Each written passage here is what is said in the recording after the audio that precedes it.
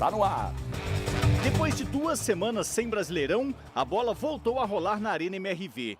O primeiro chute do Atlético vem com a Alisson.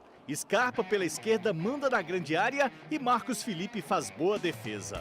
Aos 6 minutos, o Galo faz boa jogada com Paulinho, mas o juiz marca impedimento. As melhores chances do Atlético vêm da esquerda. Hulk tenta, Zaratio também, mas nada dela entrar. Com o controle de jogo e maior posse de bola, o Atlético não consegue abrir o marcador. Aos 39, quase que o Bahia marca contra. O placar no primeiro tempo termina 0-0. No intervalo, nem Milito nem Rogério Ceni mexeram nas equipes. E com a mesma formação, os dois times voltam a campo. E o Galo segue pressionando o Bahia na Arena MRV. Até que aos 15 minutos da etapa complementar, Hulk é derrubado na entrada da grande área. Ele mesmo chama a responsabilidade e solta uma bomba pro fundo do barbante. 1 para o Atlético, 0 para o Bahia. Rogério Ceni mexe 2 vezes e Ademir, que entrou no segundo tempo, manda na gaveta e faz um golaço. A pressão atleticana continua e no final do jogo o Atlético pede pênalti nessa jogada, mas o juiz disse que não foi. Final, Atlético 1, Bahia também 1. Perguntei para o Bruno por que ele não foi olhar o VAR e ele falou que ia seguir com a decisão dele de campo e eu falei tudo bem, respeito, Bruno, mas assim, dentro do campo a gente tem uma visão. E se o VAR te chama, tu tem que olhar o VAR, é lance interpretativo. E a gente no campo a gente não tem a visão aberta. Talvez você não viu a bola batendo na mão. Talvez você viu a mão do jogador fechada e no VAR tu viu a mão aberta, aí você vai mudar a tua decisão. Se você manter a tua decisão, a gente vai respeitar. Difícil falar, essa hora de cabeça quente. O juiz sem critério. Fora da área ele dá uma falta, dentro da área não é pênalti. O primeiro gol de falta de Hulk aqui na Arena não foi suficiente para conquistar a vitória. Porque a lei do ex também entrou em campo e Ademir fez um golaço. Mas o primeiro de Hulk aqui de falta também será inesquecível para ele. Não, a gente sempre procura marcar, né? Principalmente na Arena, principalmente jogando em casa. E quando tem bola parada a gente procura concentrar o máximo. Talvez em outros jogos bati até falta melhor e a bola acabou não sendo gol.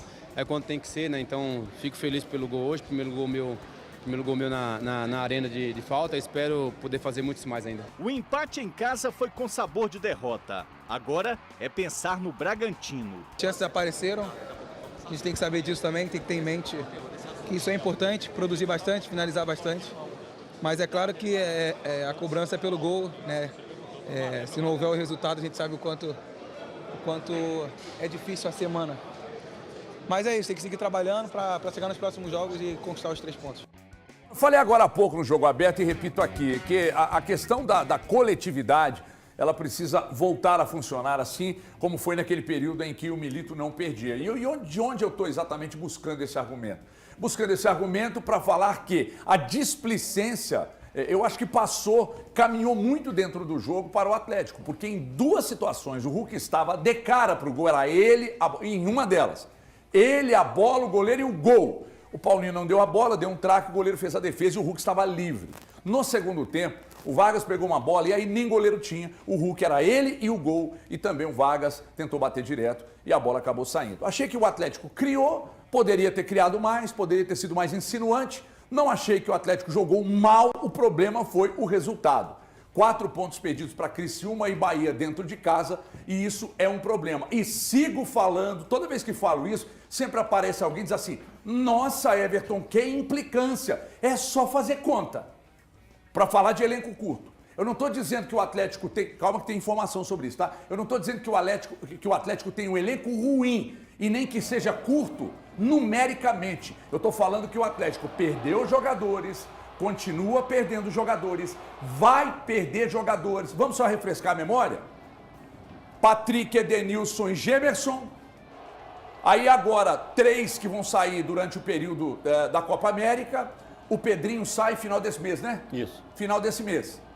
E 2 por contusão, tá? É isso. Então tem que, toda vez que tiver uma contusão, uma saída, você tem que repor? Não. Por contusão não, que é imprevisível. Mas é que você perdeu muitos jogadores. Então por isso eu falo de elenco curto. Hoje o Milito, quando olha para o banco, ele tem menos opção do que ele tinha quando ele chegou. Se são boas ou ruins, é outra história. Agora, a informação que eu tenho é que eu falei com uma pessoa do Atlético agora pela manhã e essa pessoa me disse que o Atlético está prospectando, sim, jogadores no mercado. Não estou dizendo, e essa pessoa me disse que não é jogador nível Bernard para ir lá no aeroporto buscar, mas que está prospectando jogadores no mercado para a janela que é até 10 de julho, que ela abre. Começa 10 de julho. Começa 10 de julho. Então, essa pessoa do Atlético falou, Everton, nós não vamos gerar expectativa no torcedor, mas o Atlético está sim prospectando mercado da bola. Agora a pergunta que eu vou jogar aqui e depois briguem, desgraçados. O Atlético jogou mal, por que empatou? O primeiro que falar é o que vai ficar com a palavra. Primeiro, por que empatou? Nossa, ou o primeiro que vai falar? Você fala. Alguém tem que falar também pro Milito pra ele parar de inventar moda, né? Não? Colocar o Arana de zagueiro pelo lado esquerdo? Deu certo contra o Caracas. Contra quem? Caracas. Caracas? É o Deu time certo. de beisebol que tem em Caracas? Porque nisso eles são bons. Não, gente, vamos falar sério, Thiago. Mas Vamos deu falar certo. Né? Não tô. Não, você não tá falando sério. Bom, vamos falar sério. Tirar o Gustavo Scarpa da posição em que ele é diferente, em que ele é bom, que ele joga muita bola, que é aberto pelo lado direito, e tirar o Arana da posição na qual ele foi convocado para a seleção brasileira, vocês estão de sacanagem comigo. Começou a derrota na escalação. Pronto, eu já falei, gente.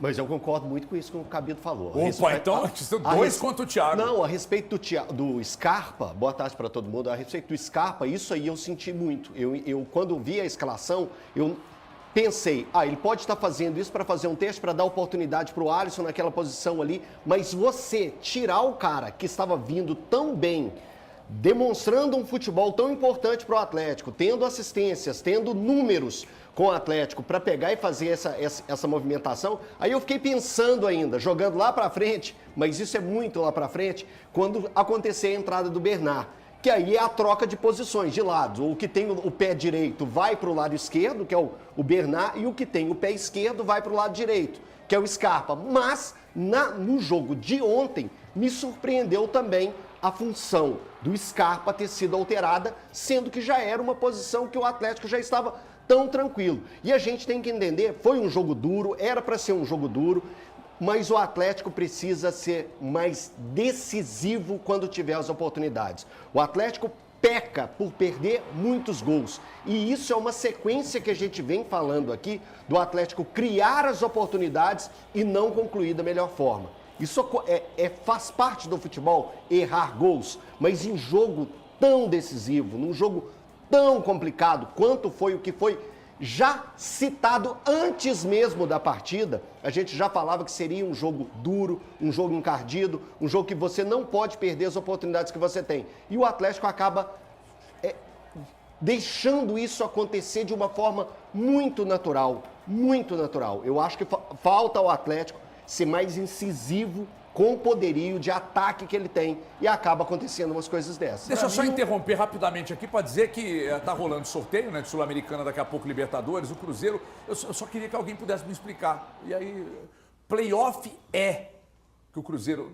Nós não vamos conseguir mostrar a imagem? O André está tentando, daqui a pouco a gente vai mostrar. O playoff é entre um segundo colocado contra um terceiro colocado. O segundo contra um terceiro O colocado. segundo colocado da Sul-Americana contra um terceiro colocado da Libertadores. Então tá isso aí. Playoff é o que a gente chama de repescagem. Repescagem, aí o Cruzeiro pega esse adversário. O terceiro da Libertadores, então. Só que a gente tem que saber quem vai ser o terceiro de Hoje grupo. o Cruzeiro não sabe quem Qual vai é o pegar, segundo sabe colocado? um dos dois. Tipo assim, É um ou outro. O Cruzeiro não vai Define sair hoje. do dia de hoje com o adversário definido. E ainda assim- fica aguardando o mata-mata. E ainda assim pode ser o 3C, que é alguém do grupo do Grêmio. Do Inter, no caso. Não, do grupo Não, do do Grêmio. Sim, do grupo do Grêmio. Pode ser alguém do verdade, grupo do desculpa. Grêmio. É verdade. E aí ferrou, cara. Inclusive e aí não o vai saber Grêmio. quem é. Ou o Inter. Ou o Inter. Isso. E aí não vai saber quem é. Esse é um ponto. Tem que aguardar. Difícil. Então, Daqui a pouco a desesperamento. gente fala mais sobre isso, mas voltando ao Atlético aqui, Thiagueiro. Eu acho que passa muito mais, HG, a derrota, aliás, o empate do Atlético contra o Bahia, é porque tem um sabor de derrota mesmo, porque eu sei que o Bahia é um grande clube, eu sei que o Bahia tem uma história bonita, eu sei que o Bahia tem bons jogadores, Mas... que hoje tem o Grupo City, mas o Atlético é superior ao Bahia. A gente não vai entrar aqui e falar e contar mentira, o Atlético é um time melhor que o Bahia, tem um elenco superior. Então o torcedor fica chateado e tal, mas o Atlético tinha que ter vencido esse jogo, especialmente por estar jogando em casa. O ponto é, eu acho que o problema do Atlético não foi na escalação, como apontou o Cabide e apontou o Elton. Eu acho que o problema foi muito mais na segunda parte da explanação do Elton, que é falando sobre o Atlético perder tantos gols. O Atlético tem 21 finalizações contra 9 do Bahia. O Atlético teve chance. Mas O goleiro do Bahia teve que fazer 3. 6. Ah, eu não sei quantos. 6. Muito pouco. 6 no alvo. É que bola na trave não é no alvo, mas é uma boa chance de marcar gol. A bola que passa raspando o poste também não é no alvo, mas é uma boa chance de marcar o gol. Então, assim, eu acho que o grande ponto do Atlético é desperdiçar as oportunidades. Se o Atlético não desperdiçasse as oportunidades, o Atlético, a gente não estaria aqui falando sobre tudo isso. E aí é um ponto que o Atlético precisa melhorar. Precisa melhorar na finalização com o Alisson jogando pela direita, precisa melhorar na finalização com o Scarpa jogando pela esquerda. O meu principal ponto em relação à escalação é a forma de escalar o Gustavo Scarpa. A gente falou sobre isso aqui, discutiu com o Rap Show na semana passada. Thiago, acho que o Scarpa rende mais pela direita. E o próprio Milito fez e mostrou isso. A gente, por muito tempo, brigou e detonou o trabalho do Luiz Felipe Scolari por causa disso.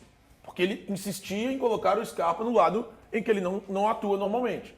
Pela direita, o Scarpa desandou a fazer gol. Ele se tornou o jogador que mais participa de gols do Atlético desde a chegada do Milito. Então, ele tinha mais participação, isso significa assistência ou gol marcado. E aí, ele coloca o Scarpa pela esquerda. O Scarpa conseguiu, num jogo contra o Caracas, dar 2 assistências. Mas é o que disse o Cabido, era o Caracas. Então, eu acho que passa muito mais pelo Atlético perder as oportunidades do que pela escalação em si. O meu único porém na escalação, o meu único senão nessa escalação, seria a utilização do Scarpa pela esquerda. Eu acho que ele tem que jogar pela direita. Você sabe que aí tem uma questão que é o seguinte, eu entendo que de repente ele pode estar tentando fazer algo que ele vai precisar fazer daqui para frente. Mas ele não precisa antecipar o problema. Não, e é isso aí. Porque ele gera um outro problema. Ele antecipar, não, para mim, não justifica. Ele poderia ter jogado do jeito que tem que jogar mesmo, onde o jogador rende mais, e deixar para treinar e tentar desenvolver essa ideia a partir do momento em que ele não puder mais contar com a Arana. Então, enfim, eu entendo, mas também não acho, gente, e outra coisa, o Milito não é infalível, não. HG, como é desatento o Atlético. Antes de acontecer o gol do Ademir, o Bahia deu uma ensaiada no que viria a seguir, Sim. que era a jogada que eles tinham, de lançamento, posicionamento aberto para tentar uma bola de fora da área, e foi o Tassiano que tenta uma bola de fora da área poucos minutos antes do Ademir fazer o gol. E o Atlético é desatento, dá muito espaço ao adversário. E isso vem acontecendo de forma tranquila nos últimos jogos. É só ver o que aconteceu no jogo contra o Sport, o espaço que a defesa do Atlético dava, meio campo e defesa dava para o adversário, que acabou o Atlético levando gol, e vem o jogo contra o Bahia, a mesma coisa. Gostaria de ouvir, Valor? Eu tô te achando hoje muito comportado, isso me incomoda um pouco. Eu gosto de você mais on fire. Não, tudo bem. Daqui a pouco a gente... É porque é igual carro velho, a gente vai esquentando aos poucos. Eu acho que assim, o Milito, eu disse quando aconteceu a lesão do Otávio e a venda do Gemerson, que ele teria, na minha opinião, que dar alguns passos atrás em cima de coisas que ele já havia estabelecido. Exemplo, voltar o Bataglia para o meio campo como volante, armar a defesa de um outro jeito. E numa partida contra o Bahia, não se enganem, o Bahia perdeu o Campeonato Baiano sim para o Vitória, saiu da Copa do Nordeste, mas esse Bahia já venceu o Grêmio antes da paralisação do Campeonato Brasileiro em casa, venceu o Fluminense, em que pese o Fluminense reserva, aliás, talvez o Fluminense reserva esteja jogando hoje mais do que o titular, e venceu o Botafogo no Rio de Janeiro. É uma equipe que não é do mesmo nível que o Atlético. Então, neste jogo, você vai enfraquecer. Para mim, quando você tira o Scarpa da direita, você está enfraquecendo seu setor de meio campo. Simples. E quem diz isso não sou eu, são os números do Scarpa na temporada, como já disse o próprio Camilo aqui. E o meio campo, olha o meio campo do Bahia. Não estou falando que é o meio campo do Real Madrid, mas você falar que não é competitivo e que tem qualidade, Cauli, Everton Ribeiro, o Caio Alexandre, que o Palmeiras queria, e o Bahia foi lá e tirou do Fortaleza, mas o Jean Lucas, que é um jogador de muita vitalidade. Inclusive, o Jean Lucas estaria muito mais preocupado do lado esquerdo se o Gustavo Scarpa estivesse jogando do lado direito comumente. Então, acho que assim, talvez, eu repito, até o garoto Alisson, muito potencial, um grande jogador, mas é um atleta ainda em formação. Claro que o Milito vai precisar dele. Às vezes o torcedor gosta muito, quer ver o Alisson em campo, porque ele tem o drible, vai para cima, mas nem sempre isso significa que o Alisson, neste momento, sendo titular do Atlético, vai ser o melhor para a equipe. E eu realmente não mexeria na posição do Gustavo Scarpa e nem tampouco do Guilherme Arana. Nós vamos